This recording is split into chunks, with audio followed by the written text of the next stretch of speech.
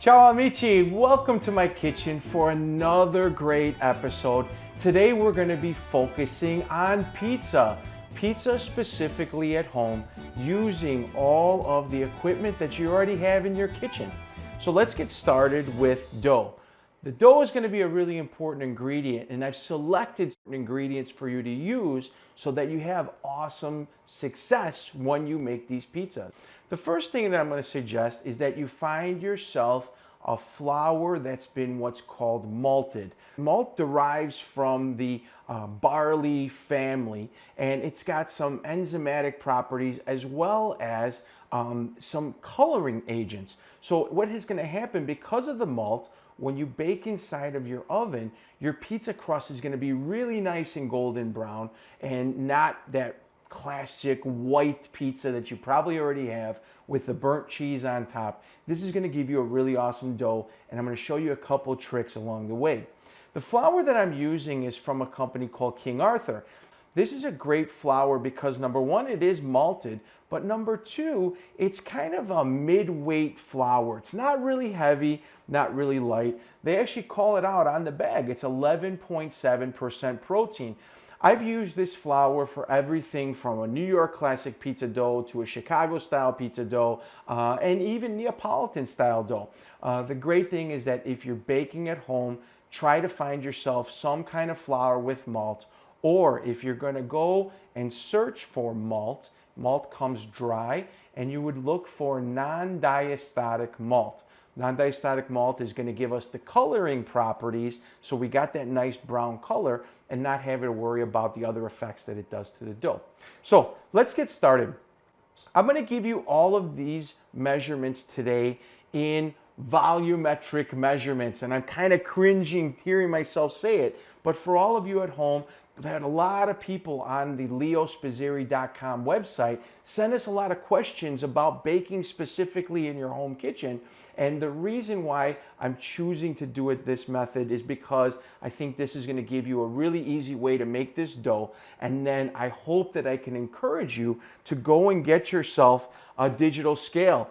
This digital scale is actually really cool because it gives us a really fine gram scale that'll go to really, really low measurements. And then it also gives us a larger scale, which will go to really high measurements. So this will give us the best of both worlds. You can go on Amazon, find yourself one of these, maybe for 40, 50 bucks, very easy, something that's going to be around for a very, very long time. This one runs on batteries as well as has a power cord. So very easy and simple to do.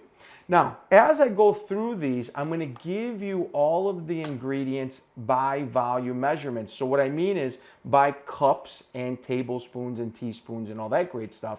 But then if you check on the screen, we're also going to give you these ingredients in metric as well. So you'll see them by grams, and you'll also find those in the description. Let's talk about the rest of the ingredients. I've got water here. Water is going to be used. We're using water right out of the tap here in Chicago, and this is going to be water that's kind of at room temperature. I've got instant dry yeast. You can also use active dry yeast. If you can't find instant dry yeast, when you go to the grocery store, look for specifically Red Star quick rise yeast, and that'll be the same as we have in here. I've got some beautiful extra virgin olive oil, nice and peppery. It's going to give us some, our dough, this ability to stretch, right, without breaking, but it's also going to give us that beautiful flavor. It's also going to give us a little bit of maybe a softer texture to our dough as well, not very heavy. The flour I have is the King Arthur, and then I'm using some regular sugar, granulated sugar, as well as fine sea salt. Fine sea salt you can find anywhere at the grocery store. Try to find yourself the most Italian one that you can. I'm using a different sea salt that actually I found in the grocery store aisle, but you've heard me probably refer to using fine sea salt from Sicily, an area called Trapani. It was one of my favorites that I use. All of my stuff is measured out here. So what I'm going to do is let's get started. Now, I've already got in my bowl, I've got 500 grams of all-purpose flour. 500 grams equates to 4 cups. Now, if you're going to weigh 4 cups of flour, I use a 1 cup measuring cup.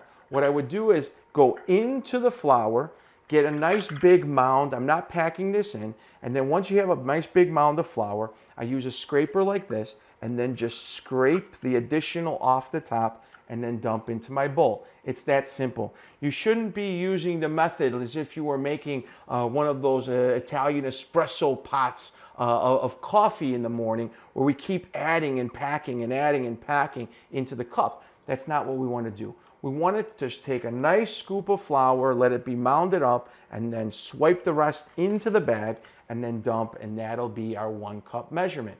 Now, let's go forward. Now to this empty bowl, what I'm gonna do, I'm gonna take my water. This is 1 1/4 cups of water at room temperature. Keep in mind, the faster you want this dough to go, the warmer you're gonna have this water. My grandmother used to use her water, we say tepid water. What the heck is tepid? It's kind of warm where you feel it on the edge of your skin, right? Maybe somewhere about 90 to 95 degrees, even 100 degrees. But we want to keep the temperature of our water under 110 because what happens after we exceed 110 degrees, it does some really funky stuff to our yeast. I'm going to be making this dough today and I'm going to show you how to utilize it 1 day from now. So we're going to make our dough today, put it into the refrigerator, and then use it tomorrow.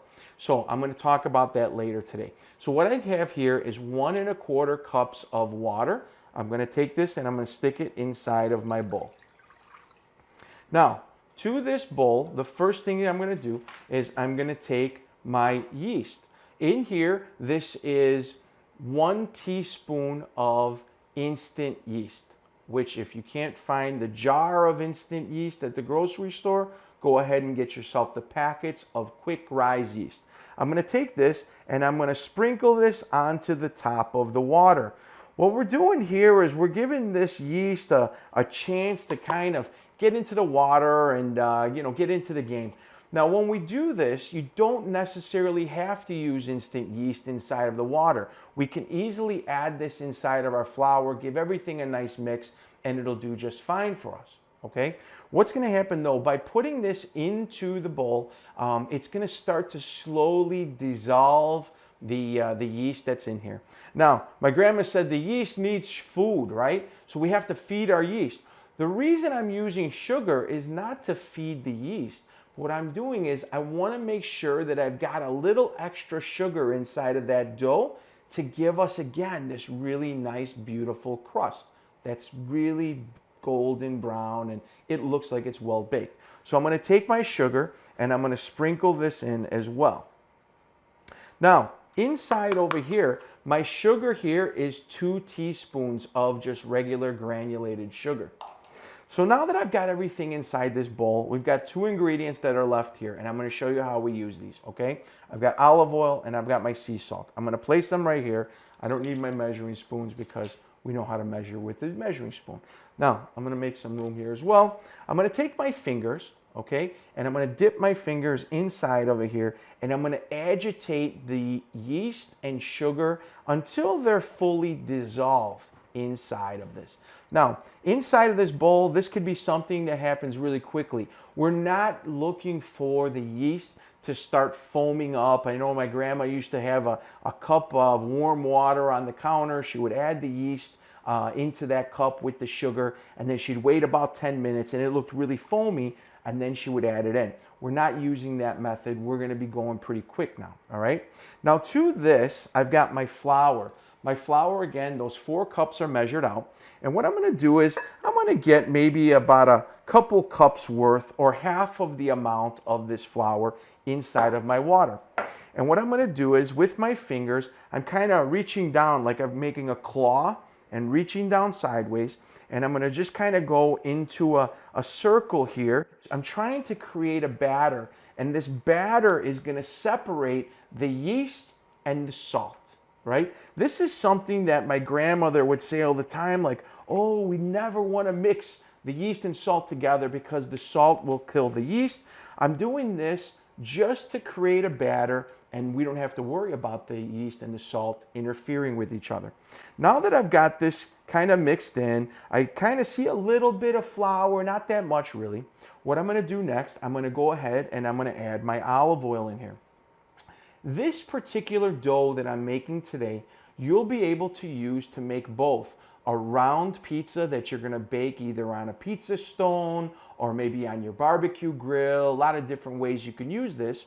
Or you can press this dough into a sheet pan and make a beautiful pan pizza. We call this style in a sheet pan grandma style because this is most of our grandmothers or our mothers, especially if you grew up in an Italian household. This is the way they would have made this. What I'm trying to do is make sure that that oil is very homogeneous. I don't want to see streaks of oil at this point. Once I have the oil inside over there, you can see that with just a little bit of work, this is turning into now like this beautiful like cream or that batter I mentioned. At this point, next what I'm going to do is I'm going to take my salt, I'm going to add it inside, and I'm going to do the exact same thing. I'm just going to keep stirring this around until I don't see that salt anymore. This is the basis for our dough, okay? And once you get to this point, it's really hard to screw this up at this point, okay? Now, I have the rest of my flour here. I've got a dirty hand and a clean hand. This is on purpose, right? So what I'm gonna do is, I'm gonna hold this over, I'm gonna put maybe about a half of the amount of flour into the bowl, and I'm gonna continue to stir this.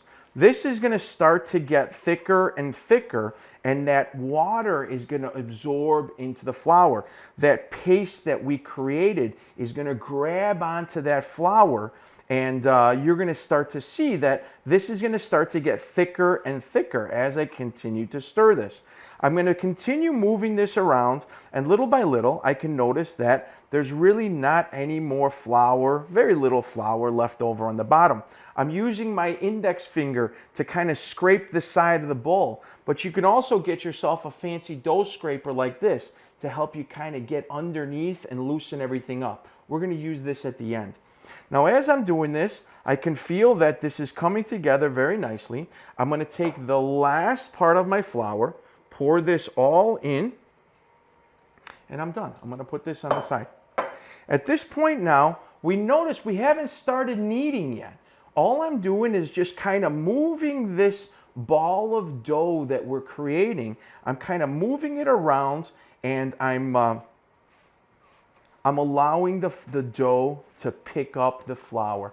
I'm working on this kind of tablecloth. It's not. This is a kitchen towel, but this is we use this for a drying rack for our dishes. I use this underneath my cutting board so that it doesn't slide around. I'm using this today just so that underneath here I've got some surface so that the bowl's not banging around on top of my counter.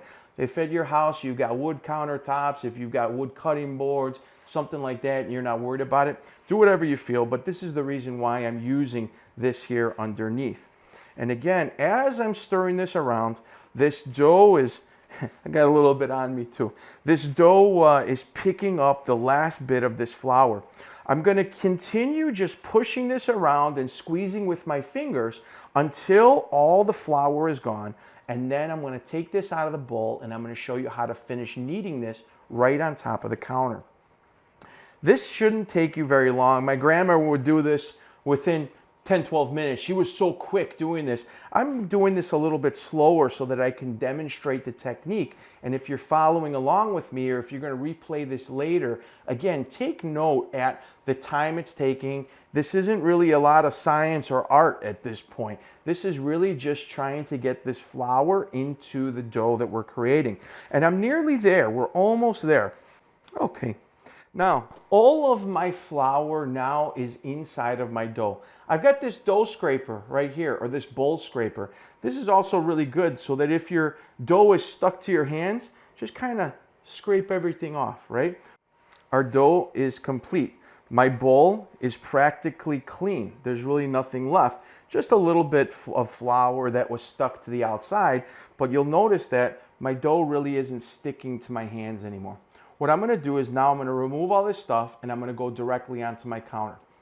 Okay, so I've turned my dough out onto the counter from the bowl. There's a couple things that if you don't already have them, you might want to put them on your wish list for baking. Again, we've got a bowl scraper. This is nice to get around to clean the edges of your bowl. And then we also have what's called a bench scraper. Bench scraper is used to scrape the surface of your worktop. In this case, I like to use a bench scraper because if my dough is sticking to the counter, this will help me release it really nice and easily. You can see the dough is just a little bit sticky, but you have to remember that because the water just physically went into the flour needs some time for that water to absorb. Don't get caught into the thing of you wanting to say, I need extra flour on my work surface because the dough is too sticky. I'm going to promise you, trust my recipe, and you're going to have really great results. Don't add any more flour. Everything you need is already in the dough now. Now, when I teach little kids how to make dough, I always use this example of an airplane taking off on the runway.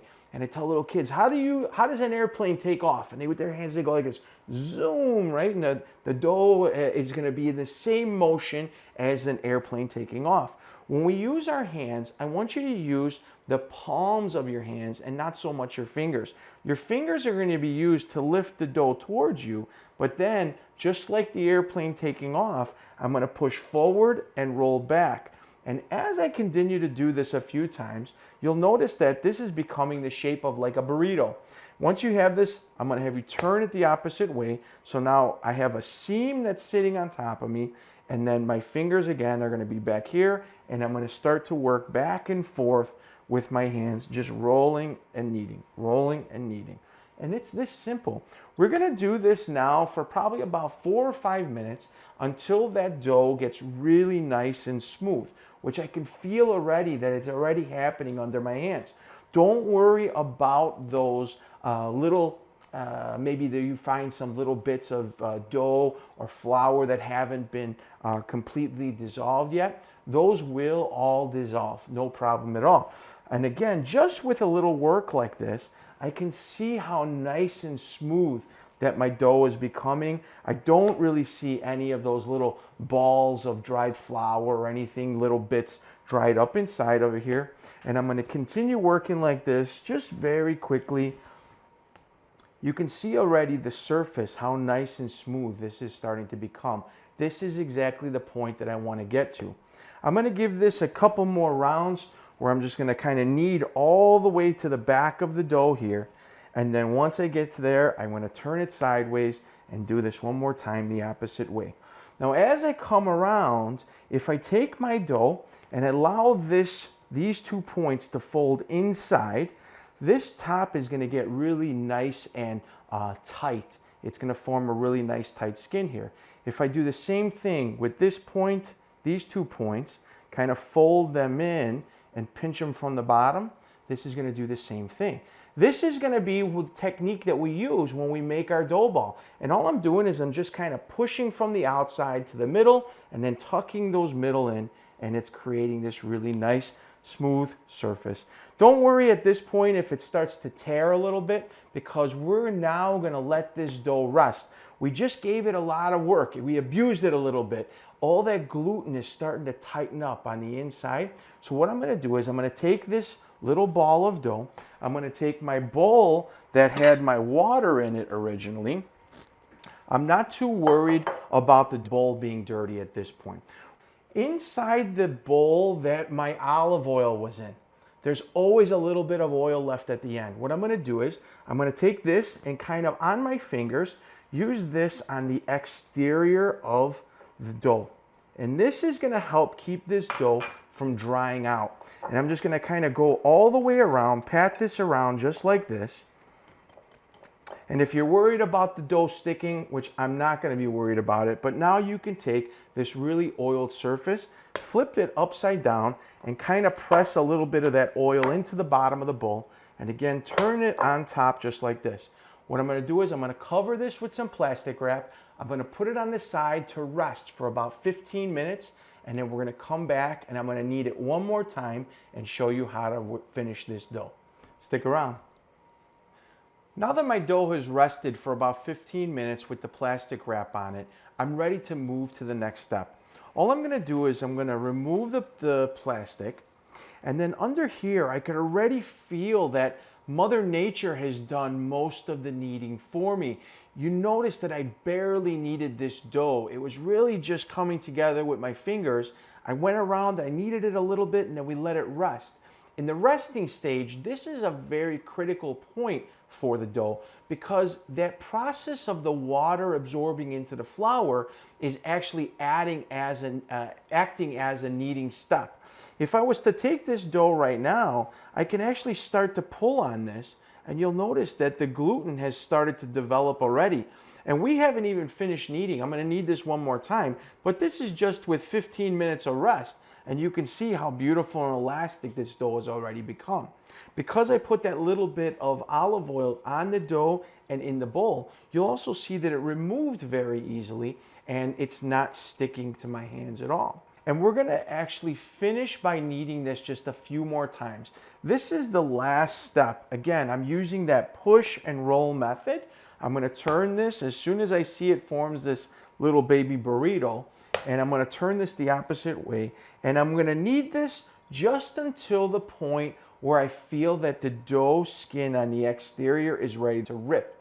I can look at this already and see all those beautiful little fine air bubbles that have already been created in here.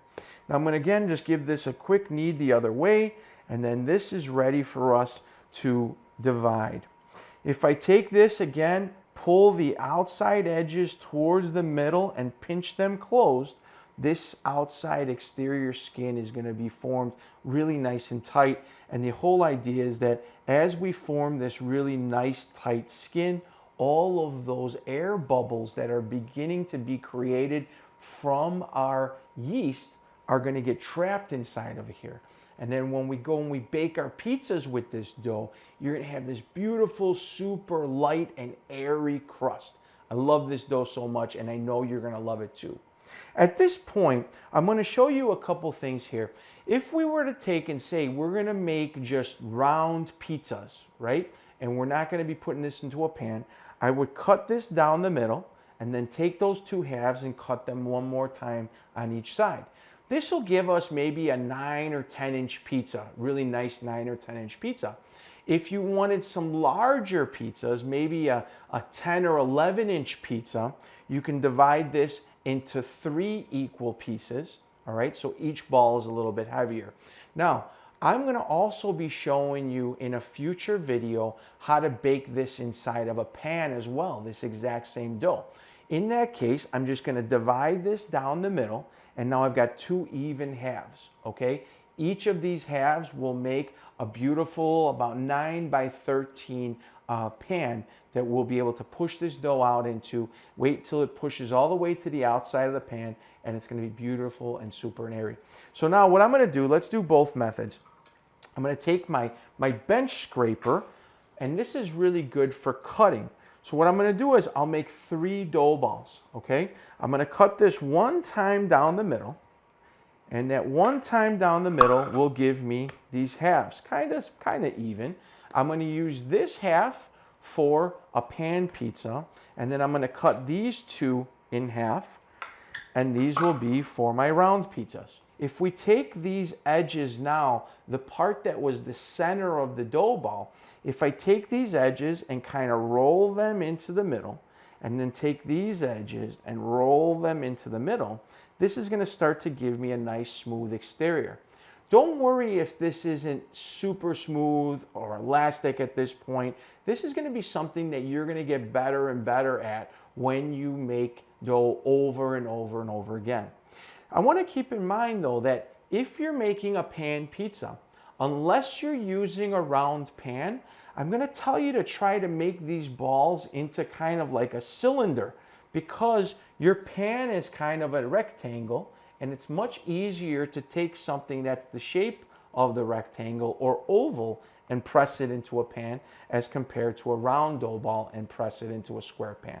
So this is like this. I'm going to take this, I'm going to give this just one quick turn. I'm pushing the inside edges together, and there's my first dough ball. This is great. Now these little ones, what I'm going to do, I'm going to take these dough I'm going to kind of stretch this into a square, and then I'm going to take the points, the opposite points, fold these into the middle, and then take these outside points, fold them into the middle. And then I see that now this exterior is really nice and smooth. I'm going to take the points again, pull them into the middle, take the points and pull them into the middle, and I'm going to continue doing that, kind of folding wherever I see a seam, almost like a change purse. I'm going to keep doing this until I have a nice round ball on top. That's simple. Now you'll notice that there is some difference in these sizes. As you start getting more advanced in your dough making and you start taking this more seriously, this is the point where I would have you say, we're going to get out our digital scale and we're physically going to weigh the dough, divide it into 4 even portions or 2 even portions, and they'll have a very consistent weight every single time. Now that my dough balls have been formed, I'm ready to get them ready for storage. What I'm going to do is I'm going to find containers that are closest in size to the shapes that we've created. For this one that I'm going to use for pan pizza, I've got a rectangular shaped container. All I'm going to do is I'm going to take the dough, stick it inside the middle of the container, and then I can take a little bit of olive oil, just a small little drop of olive oil. I can put this on the exterior of the dough. This is going to keep the exterior of the dough from creating a small skin that if when you stretch this dough and it has a skin, it's going to cause all these kind of unusual perforations or tears on your pizza crust, which I really don't like. And I hope that you learn to do this as well so that you don't get those weird perforations either. Now that my dough ball has some oil on it, I just take the lid and get this ready to put away. We're going to stick these in the refrigerator. Now, my small ones, I'm going to do the exact same thing. I'm going to take a dough ball just like this. I've got a little bit of oil on my hand and just kind of go around very gently and stick this inside of my container. You can see that this is a very good size container for this size dough ball. Go ahead, we're going to put our lid on. And then last, I'm going to take this one. There's really not too much oil left on my hand. So again, just a little drop of oil just like this. And then with that hand, I'm just going to kind of go around, make sure that this is nice and oiled up. Put it right in the center of my container and put a lid on it. Now, don't worry about these containers. The most important part of this is to make sure that the container is locked with the lid so that no air can get inside. As long as we have no air inside of these containers, what we've done is kind of built almost like a proofing environment so that it's got some really nice warm air inside. There's no air getting into the container causing a skin. And then when we get these out tomorrow, the dough balls will be really nice and spread open. And they might even see the edges of the container, and it'll be really easy for us to remove them. So these are going to go into my refrigerator overnight. My suggestion is to make sure you put them in for at least 12 to 16 hours. And then if you have up to 24 hours, that's going to be even better as well. And then I'm going to show you in an upcoming video how to stretch this dough. I hope you all learned something today. If you haven't already subscribed to this YouTube channel, go ahead and hit that bell and subscribe. If you haven't shared this with all your friends and family, make sure they know about it as well. You can also visit all my social media channels by searching for me at Ask Chef Leo. I'm really happy we baked together today, and I look forward to seeing you all very soon. Ciao amici, ciao.